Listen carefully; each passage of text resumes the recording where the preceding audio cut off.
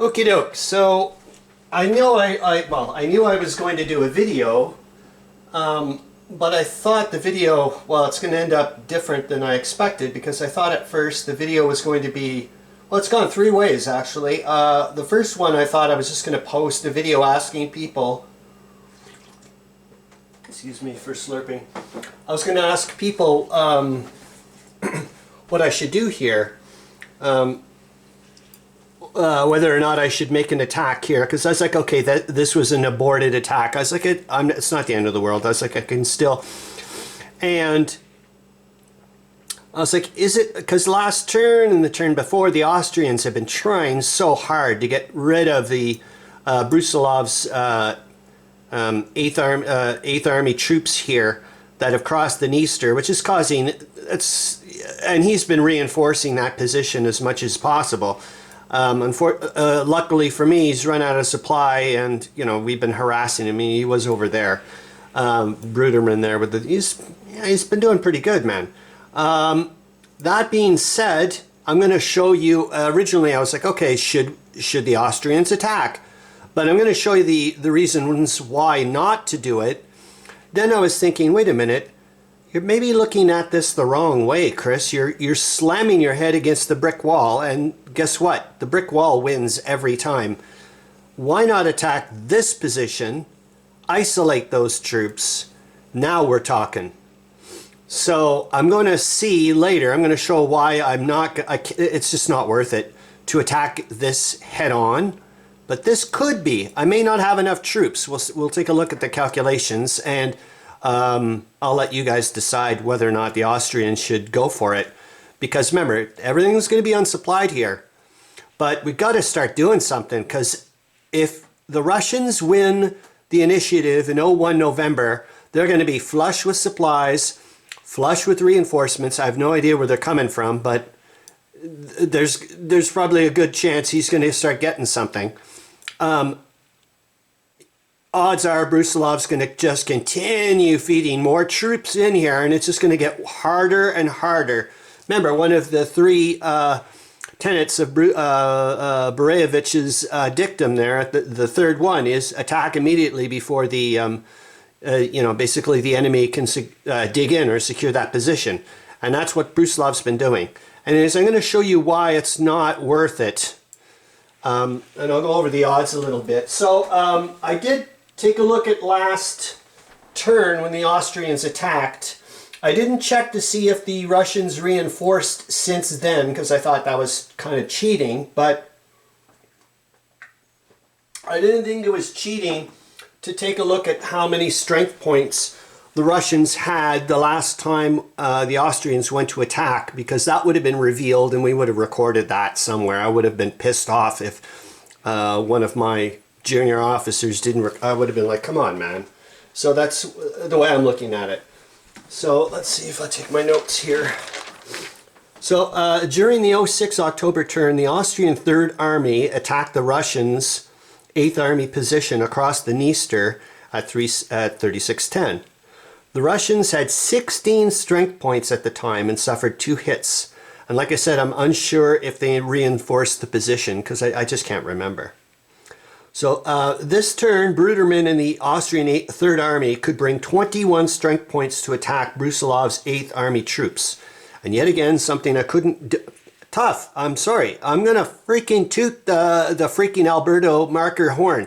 I couldn't get this information right off the bat if I was stacking and Lord knows what. Like, come on, man. 6, 10, 14. Ooh, hold on. 21, 23. I didn't see that. Right? Hold on here.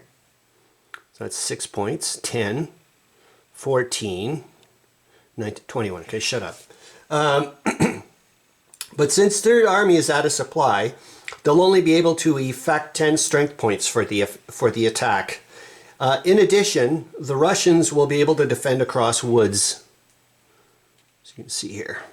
And woods gives the defender +1 to their counterattacking die roll and -2 to the attacker die roll. So when I add that all in, it basically, I'll show you the combat results table. It's not good. So here's the 10. At most, the Austrians are going to be able to inflict one hit. Here, let's pop on in a bit more. Tiny wee bit more, maybe. Just a little bit more. There we go. And stop, Chris, because the last time I checked, I'm like, see, it was way more than you expected, and you missed lots of stuff in the field of view. So chill out. Hold on, I'm going to grab more of this coffee before it cools down. So, at the most, the Austrians can inflict one hit. And just based on the fact, even if they didn't reinforce the Russians, they have 14 strength points sitting there potentially. There's no effing way they're moving. So that's, what did that do? I whittled them down by one strength point. Now, when you look at the defender's strength points, so let's say they only do have 14 there. And they can only counterattack on supply because Brusilov is out of supply. Okay? And it would have been not as effective anyways for all these movement points. Whatever. Okay, so here we go. So you've got 14 strength points divided by 2 because it's unsupplied. Still tripled. So that's 21 strength points. Okay? Remember, and he gets +1 to his die roll. So here we go.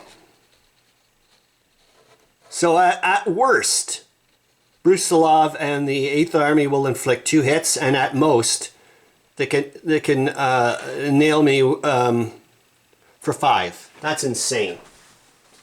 So screw that crap.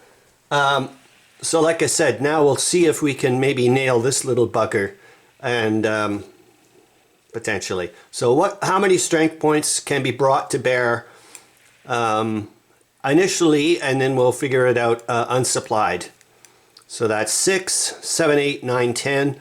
So that's unsupplied will be 5 strength points. I can nail it. Can't use the river bonus because we got somebody across the Dniester. And can only use broken terrain. What does that mean? It means that the Austrians will get -1 to their die roll.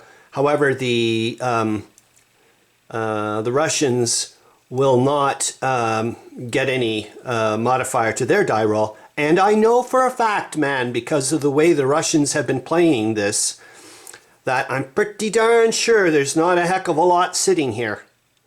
Like maybe 2 strength points. Which means if I can inflict, even if they had 3 strength points sitting there, remember, the magic number's 4 for Russians because of the 1/3 total inflicted towards your strength points forces a retreat. So they need 4 strength points there to sit there for me, for them to not have to retreat if I nail them for 1 hit. So let's see what I can do with 5 strength points. What are the odds? And I only get a -1 to my die roll. I know it's not, but let's take a look and then I'll let you guys decide. You know, I'll give it a few hours or whatever. I gotta go do stuff.